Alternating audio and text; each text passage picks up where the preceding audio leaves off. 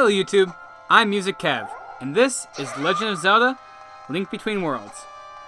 And like I said before, today we are letting this little guy out of his cage to his death. And then we're going to jump on the silly bouncy guy. That's terrifying, just terrifying. Well, I did say I was going into Pittsburgh on the last episode. Yay, 5 rupees. I did say I was going into Pittsburgh on the last episode, and this is now the result of that. I have some things I wanted to talk about based on that.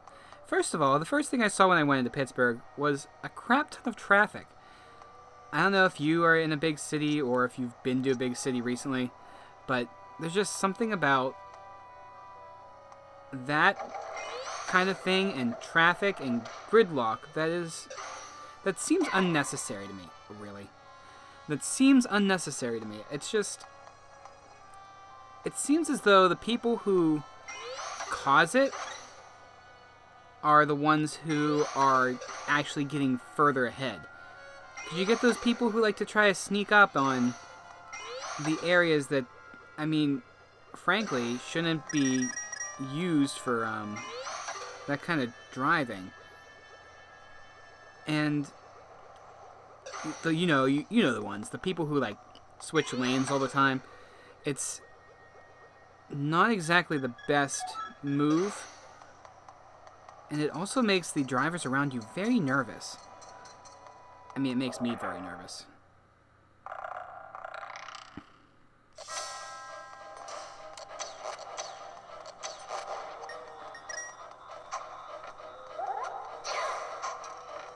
These are red skeletons. Red skeletons like to throw bones. But they only do it anytime they jump. So as long as I'm not swinging my sword at them, this is a pretty easy battle. Plus, they're a little bit slower than their white counterparts.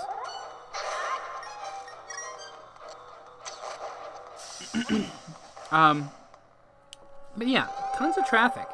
Just completely odd and unnecessary. The second thing I saw once I got in there was those ducky tours.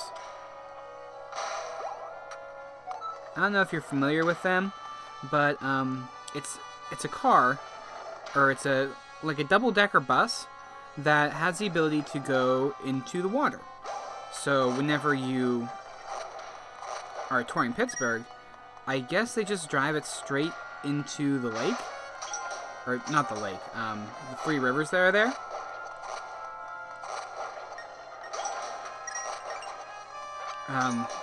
I'm not sure what that adds to the tour exactly. Of course, I've never been on it myself.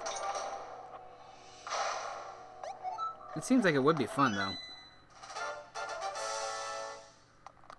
I know whenever I was a kid, I would draw pictures of, like, where I thought I was going to be in 5 years, and 10 years, and then 25 years. One of the things that I did was every single time I was driving to work, it was a different car. Like, 5 years from now, I said that I would have a car that, yes, I know I missed that treasure chest.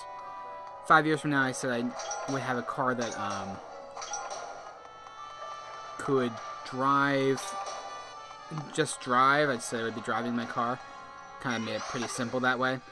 And then for the next one, it would be able to drive and go in the water.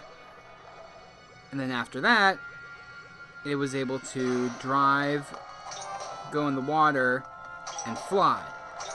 So, I don't know if that's the way this technology is heading, but it would be pretty interesting, just to see if that is in fact the case. Oh, this is brilliant. Yeah, the creepy smiley face is really not a fan.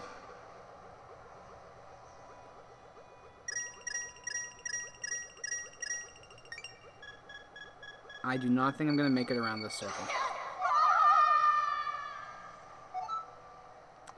Thankfully, that's the one thing that hasn't changed, is that you don't lose that many hit points from falling. I think this is where that treasure chest was, so I'm going to just drop, yeah. Like I said, it's always worth it to go after the extra treasure chests. There's something else. Oh yeah, tunnel traffic. Like, what is it about entering a tunnel that makes everybody need to slow down? I recently watched a YouTube video on, they called it traffic snakes, or something along those lines, but it happens whenever there's a lot of tailgating. And the person in the front has to slow down for a legitimate reason, and then the person behind them, who's tailgating, has to overcompensate and slow down even more. Something's going down here. Oh, crap.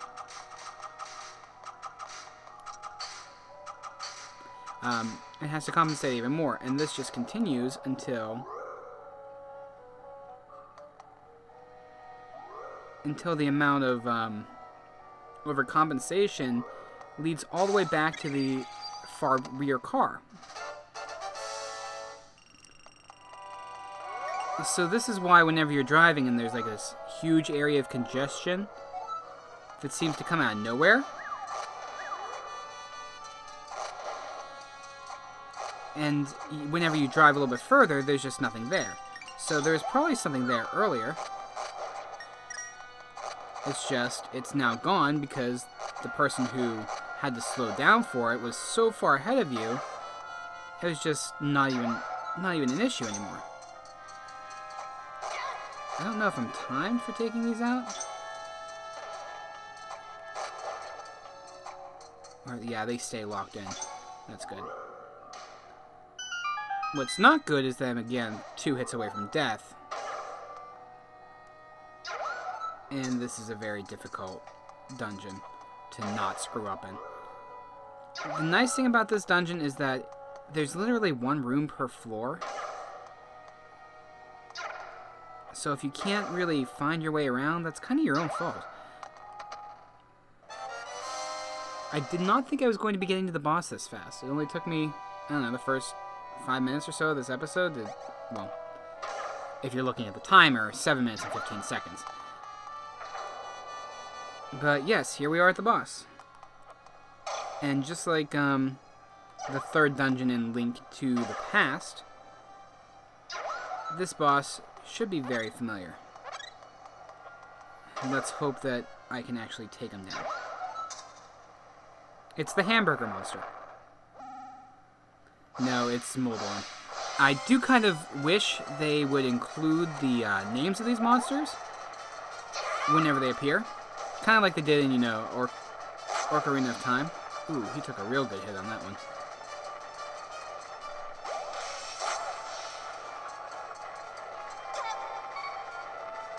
Holy crap, does he do a lot of damage.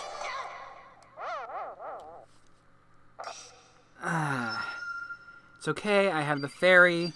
Everything's going to be fine, I'm not going to die. But I cannot take 2 hits from him. Seriously, at this point, I'd rather fall off than take another hit. I think he has 1 more hit. It's weird that he goes through the shades of color. At least that does show that damage is being dealt. That is a nice thing about these video games, is that they make you feel like you're actually doing something. Let me explain a little bit better here. After I don't die. 1 second, I need to concentrate on this, or I will die. But yeah, you can definitely feel the impact of your sword, and definitely feel the power behind your strikes. Got him. Okay, so you definitely feel the power behind your strikes, and defeating a monster is very rewarding with, like, the explosions. Case in point. And also that dramatic trumpet sound. But the game that I'm referring to that doesn't do this is Monster Hunter. I know a lot of people are huge fans of the series, but for me, it didn't grab me because I didn't feel like I was doing damage to the monsters.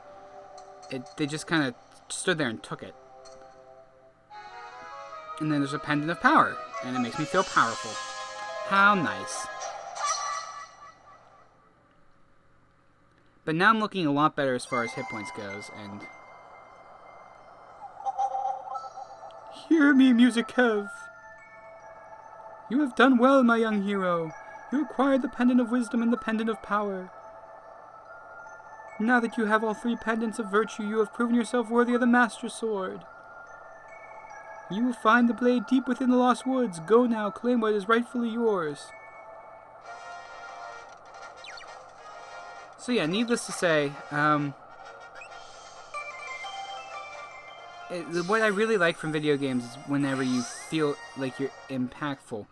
And I don't know if you noticed that, but she's no longer riding the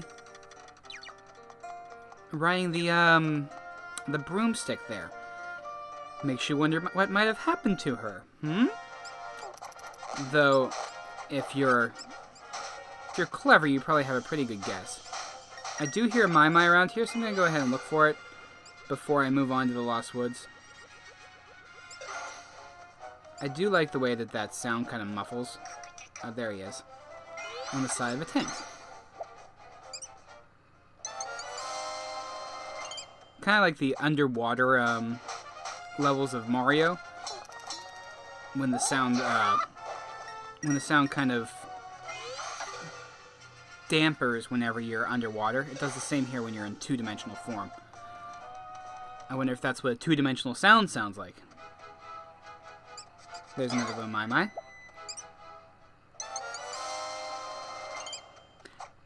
I don't know if you noticed, but they also kind of squeak whenever they squeak the theme, the da-da-da-da theme whenever they're picked up. I don't know if you picked up on that, but it's quite interesting to hear. Stupid crow. That's okay, there's hearts right here. So, I think we're going to end this episode with me drawing the Master Sword, which means that we might go a little bit long today, but I don't think that's going to hurt anybody. Famous last words, right? If I happen to die before we get to the Master Sword, I will most certainly just resume play whenever I have the Master Sword in my possession. And that Mai was in the bush. Good to know that they can hide in bushes, too.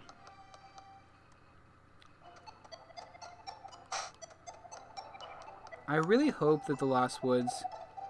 Oh, boy. Hee-hee-hee! Welcome to the Lost Woods! These woods will trick you into going back the way you came. But all hope is not lost. If you can follow me, you can walk a little deeper into the woods. Watch carefully. So this is just kind of a mixing puzzle game. And I'm watching very carefully. It's not really too difficult. Even whenever they speed up. Did you know where he went? That was a Dora reference. Nobody? Okay. These are the jokes, people. I'm going to assume that I'm going the right way because nothing bad has happened to me yet. I imagine that once I get into this area, yeah, they're going to do their little dance again.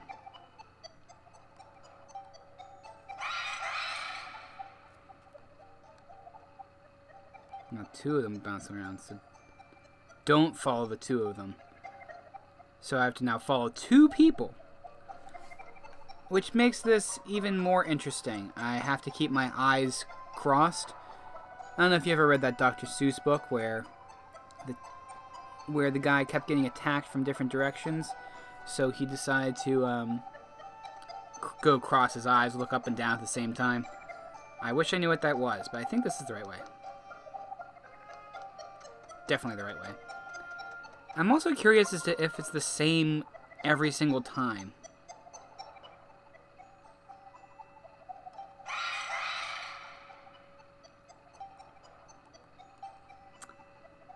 There's 3 of them, but there's only 2 doors. I think I lost track of them already, because I looked away at the wrong second. But it's okay. I think as long as I have 2 of them in my sights... Yeah, I think I need to go back the way I came. Yeah. Yeah, like I said, I wonder if it's the same every time or if there's a set pattern. But here we are. This is the Master Sword. Next time, we're going to take this Master Sword and shove it right into Yuga.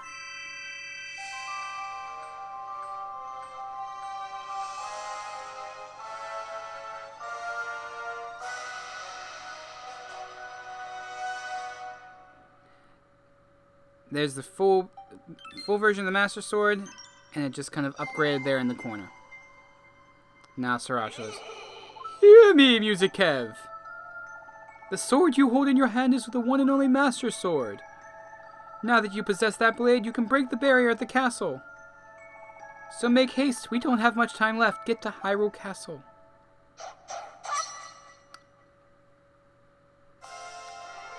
I'm going to do a little bit of exploration, and whenever I return, we will be at Hyrule Castle, ready to take on Yuga. See you next time. I'm Music Kev, and this is Legend of Zelda: A Link Between Worlds.